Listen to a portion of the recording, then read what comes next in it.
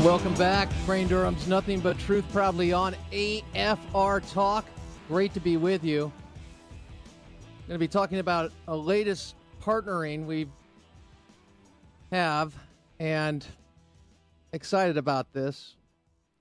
We'll get to that. It's a way that you can connect and truly help.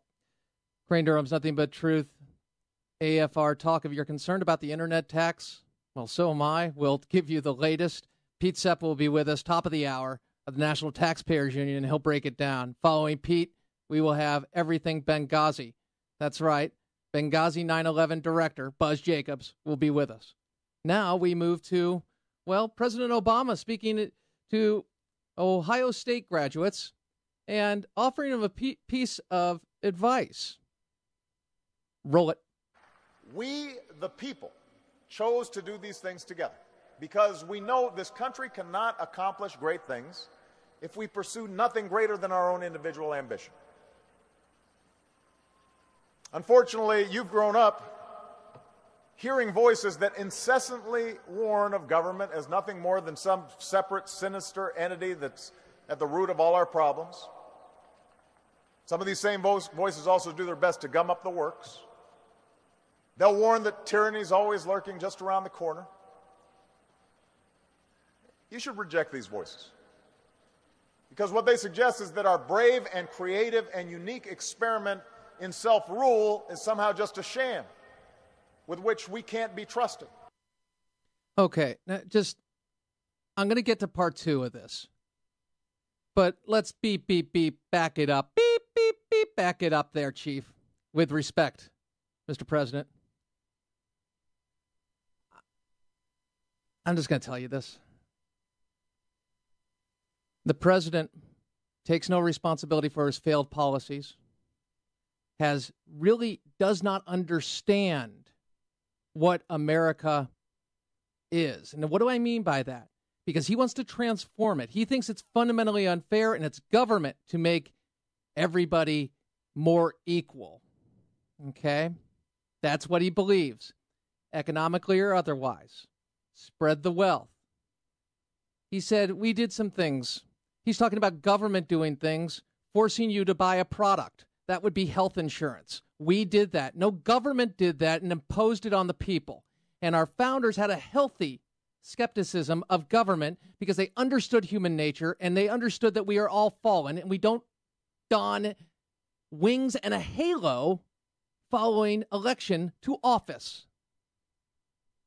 The president continues to draw straw man arguments to all or nothing. It's like invade, do nothing. Utterly asinine, and it's infantile, because who else would an infant would actually think that? And I don't think an infant would if they could put together the thought.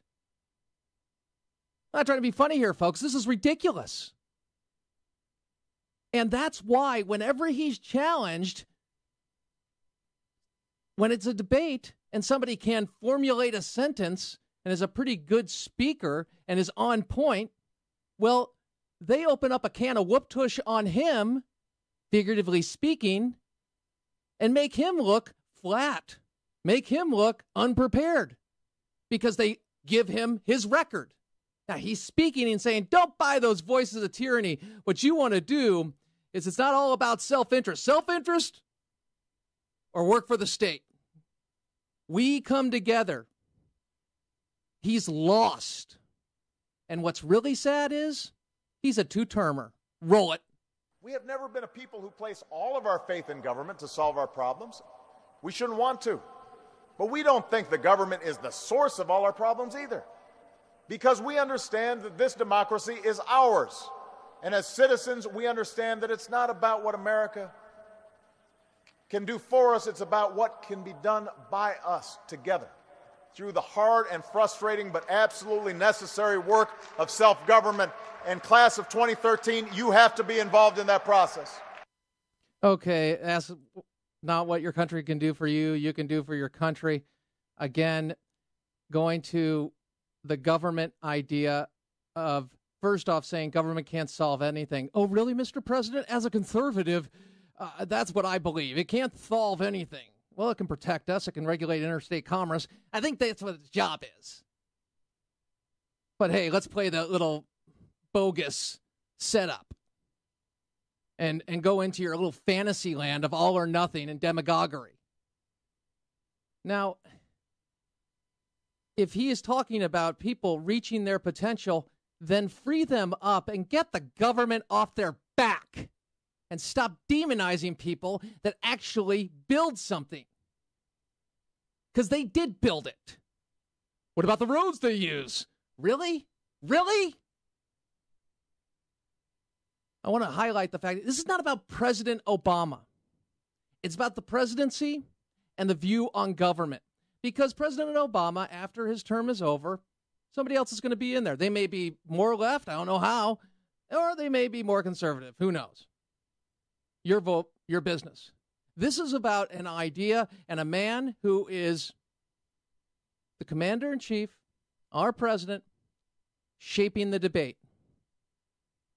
And when it comes to government doing things, can government do Social Security? Well, it's paying out more than it pays in. Ponzi scheme. Can it do health care? Nope, really can't. Well, I'll get to that right now. Let's keep moving. We go to, I just reject it. Fundamentally, somebody should be talking about freedom. He thinks that we're a democracy. No, we're a constitutional republic with democratic elements, both direct and indirect. But I know you're the constitutional expert, Mr. President. Me, I'm just merely a talk show host doing this a decade plus and really looking at my future, looking at America's future, looking at our kids' future, and having them saddled with what you promised everybody and could not deliver. Your policies will have to be paid for. And in essence, it is the thwarting of the state on the individual, but never for the protection of life when in the womb. Crane, stay on point. I will. It's a Monday. I got a lot of mo. We move to Joanne Reed. She is the editor of GRIO, the GRIO, which is a liberal publication, and she was on Meet the Press alongside Newt Gingrich and others. And she talked about President Obama and the Republicans and how the Republicans need to do more than just oppose the president, just the party of opposition. Roll it. Friday's jobs report is the latest evidence the economy is coming back. I wanted to forget Chris Matthews, but I can't. I've got to go to Chris Matthews now. Chris Matthews shaping the debate. Chris Matthews is talking about Friday's jobs report. This builds to something. All right, here it is. Can we get it again? All right, here's Matthews. Go. Friday's jobs report is the latest evidence the economy is coming back. And our big question this week, will the Democrats, including Hillary Clinton, should she run, have bragging rights in 2016 and therefore be the favorite? If it continues on this trend line, yes. Hattie Gay. Yes. How about a loud yes? Yes. That's a soft yes. Yes. Okay. Loud yes. Obviously, yes, if it continues. We just deal with the basics here. Yeah. If it continues, it starts going up, there's time for it to go down again before 2016. Hold your horses, Hillary. The Sorcerer's Apprentice. All right. Now, thinking about this jobs report, remember, if people were still in the workforce as there were when he was inaugurated, we'd be looking at about 11%. Adjust for demographics, 10%. Stimulus failed, and this is supposedly positive. Remember what the stimulus promised us? Oh, it was supposed to be under 6% at this time. Okay? Yeah, this is a positive trend. Not really. People are leaving the workforce, and we have a lot of uncertainty. But when I say these things, and when people put up other ideas, it's always going to be looked at it this way. It's going to be looked at this way through the eyes of Dan Rather. Yes, CBS newsman. Remember? Tried to sway an election with a bogus story? Okay, here he is talking about, well, what Republicans and conservatives think of President Obama. Roll it. All of these things we've said about what the president could do, should do, might have, could have. But the central thing to keep in mind is his opponents, you talk about taking them out to dinner, making nice with them. These people politically want to cut his heart out and throw his liver to the dogs. That does make it very, very difficult to come on nice to them. Yeah, well, it causes indigestion over dinner. Is that what they do in Texas then? By the way, I'm with you, Dan, because I don't know how much. I do think he doesn't enjoy the company of his fellow politicians. Excuse me, Mr. President, you're one of them. Okay, bottom line, it's not about something personal, and that's why you really have to watch it. That's why I reminded myself even, it's not about President Obama. It is about the policies of President Obama. And we've got to deal with those substantively.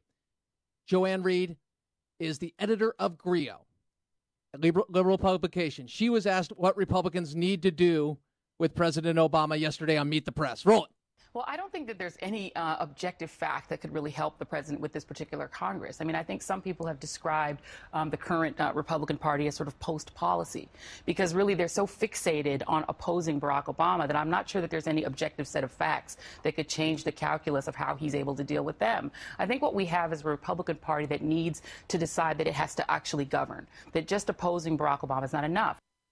27 bills from energy keystone to tax to sequester fixes, budgets. Senate just passed one after 4 years. She's not in touch with reality, but hey, let's play the blame game.